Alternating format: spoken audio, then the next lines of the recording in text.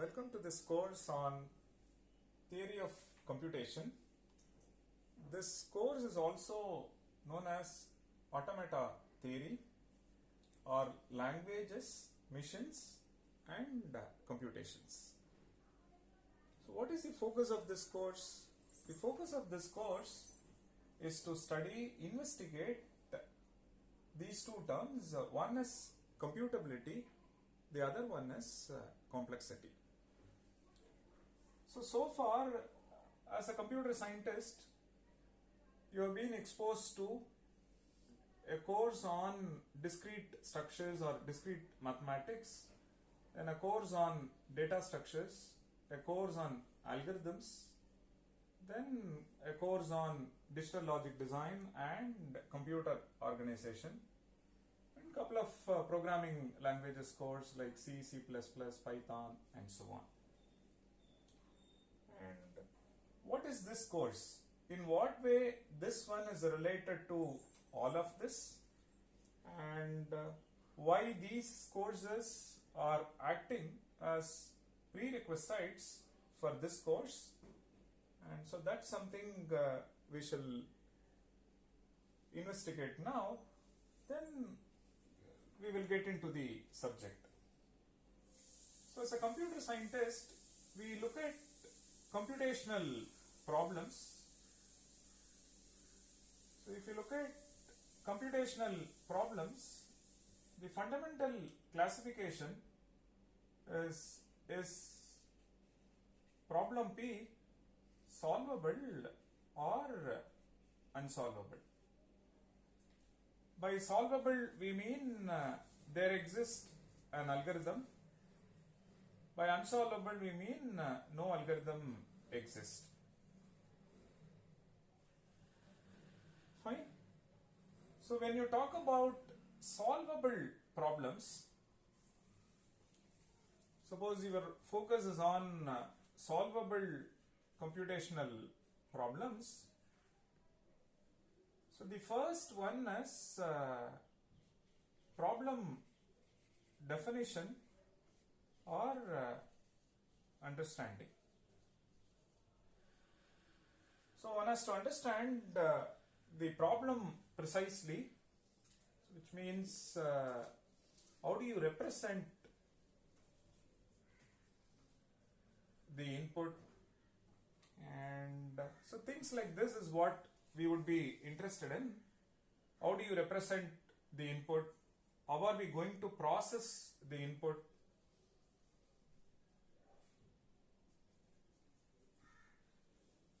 So things like this.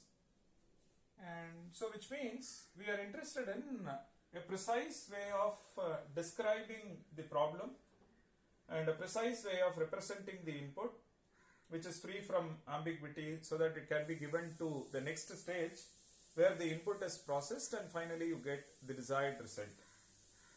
So a course on discrete structures will tell you all that.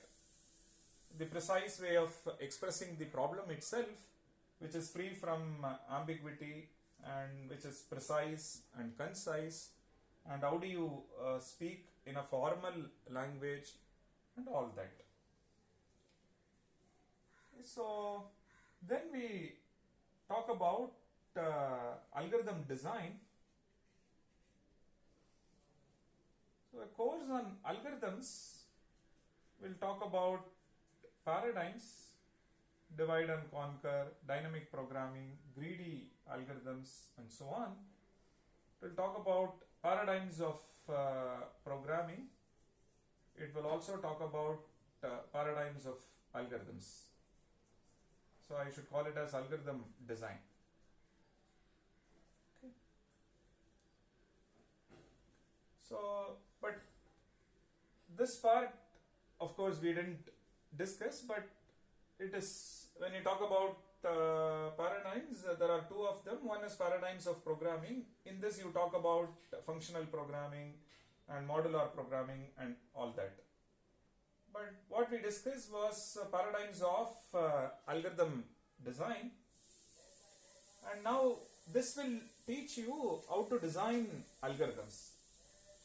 Once you talk about design, the next natural step is analysis, and you may come up with more than one algorithm for a given question.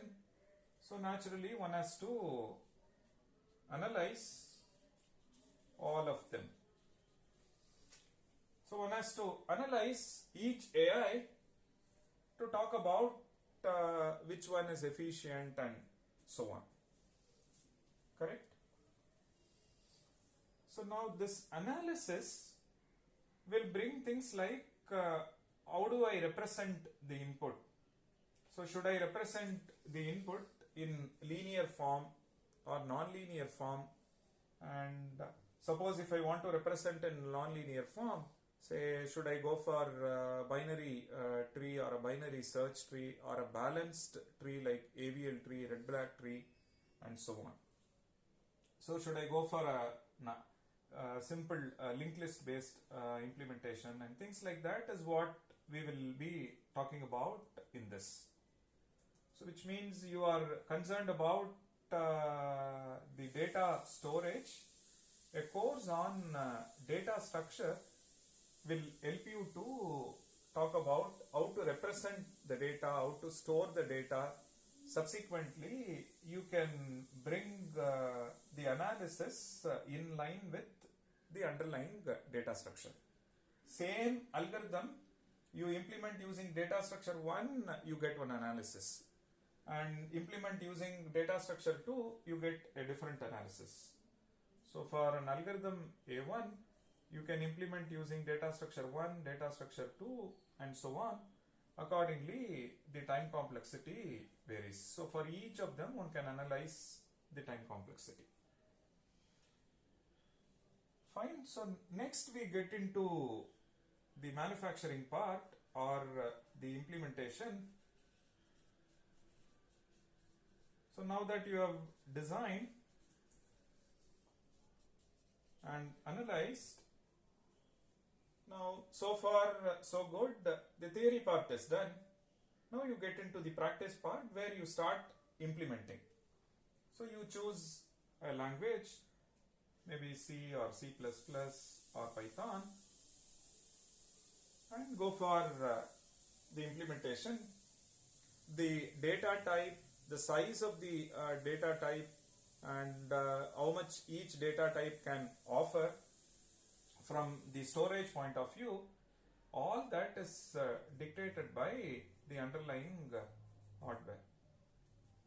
So a course on digital logic design or computer organization talks about the underlying hardware and how the what all circuits present and how the data is stored, and when a program asks for a data, what all happens before the program actually gets the data. So all that we study as part of this. So when you say you have written a program which is syntactically correct and you do something called compilation, subsequently you go for execution. When you actually execute, there are circuits present in your electronic circuit board, and a circuit for addition, a circuit for multiplication, a circuit for relational and logical operations. All that will come into play when we say we are actually executing a program. Although the program is actually doing the processing and showing the desired output, but what happens at the background is precisely the triggering of appropriate hardware, and process is done by the hardware before so and so is reflected on the monitor. So which means a course on hardware, precisely digital logic design or computer organization, talks about the implementation details. And now when you do the design and analysis, you need some amount of theory. For example, you talk about something called proof of correctness, and you analyze or compare two algorithms associated with the same computational problem. So now proof of correctness, what proof technique I should use to prove that the algorithm is indeed correct. So all that is given by discrete mathematics. So you have an algorithm, the algorithm will indeed output so and so, and it works for all inputs, and things like that you can establish through proof techniques, and which are usually discussed as part of a course on discrete structures. When you try implementing using a programming language, you may follow a specific paradigm that is dictated by paradigms of programming. You may follow functional programming style, you may follow modular programming style, you may follow object oriented programming style, and all that is dictated by a course on this.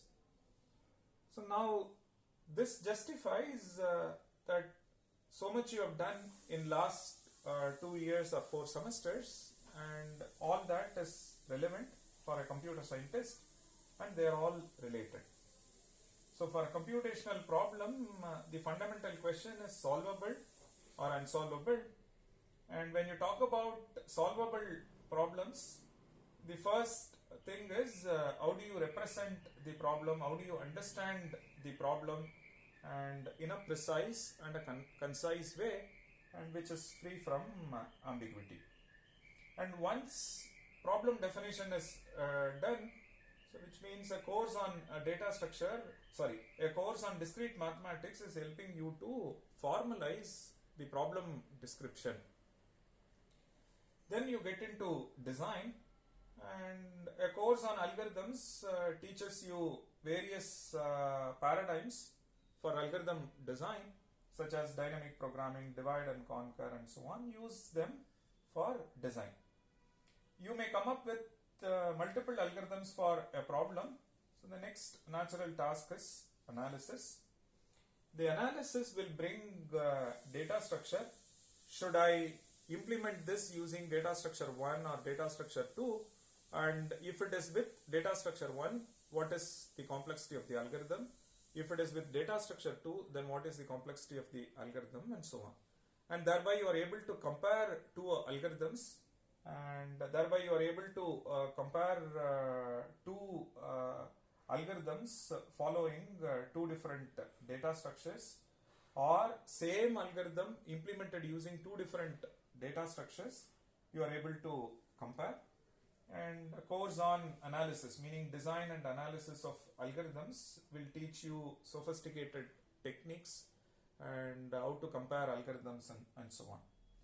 And once you are done with the theory part, which includes proof of correctness of the algorithm and tools, techniques that were discussed as part of a course on discrete structures or mathematics, shall help you to achieve this task. Then the next task is how do we implement the algorithm. So naturally you will have to go for a programming language, which could be C or a C++ or Python. And when you say you have written a program which is syntactically correct, and then you go for something called execution, which requires the underlying hardware. The underlying hardware, its design, and what all circuits are present in the underlying motherboard, and what will be called for which instruction, and things like that we have discussed as part of a course on digital logic design and computer organization. So now that the overall picture is given to you, now this will be the fundamental task.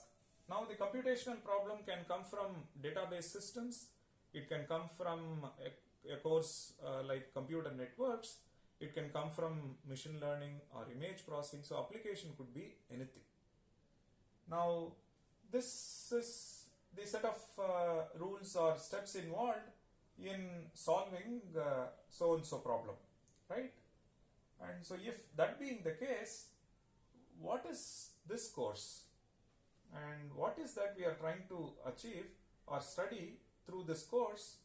Or what is that we are missing in this study which a course on theory of computation or automata theory is trying to achieve? Okay. If you look at whatever we have described so far, and all of them are having some kind of an assumption. The first one is we assume that we have a computing machine called computer, and with respect to that all this is being done. Okay, that's one. And the other one is are there limitations to this machine, say computer? So which means we go back to this question. So what is that a computer can solve, in general any computing machine, and what is that the computers cannot solve? What are its limitations? So we are trying to understand the computing power of a computing machine. That computing machine could be a computer, a scientific computer, it could be a coffee vending machine, it could be a fully automatic washing machine, and it could be a smart TV, it could be computer. So it could be any computing machine. We wish to understand its computing power, its limitations. So the focus of this course is theory behind computing and or automaton, and so this part, languages, machines and computations. So we wish to understand what can be computed and what cannot be computed. So what can be computed by a computing machine, or what cannot be computed by a computing machine. So once it is computable, then or solvable, you get into this part, saying how to represent, design, analysis, implementation and so on. But we are asking a larger question. So you have a machine called, say, computer. Can computers solve all computational problems? Can computers present solution to any computational problem? And so which means we want to understand this classification. So something that is not solvable will come under here. So what is that is stopping the computer or computing machine to say that so and so problem is unsolvable? No computer can solve this. No scientific calculator can solve this question. And so which means for a computing machine there are limitations. So we are trying to understand theory behind computing, what can be computed, what cannot be computed. Automaton, automaton meaning machines, and automaton something that automatically does, for example computers. A theory behind automaton, and so theory behind machines, theory behind computations. Okay.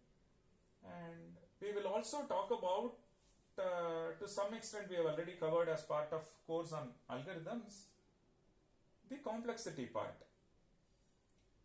Course on computability or theory behind computing will tell you what can be computed, what cannot be computed.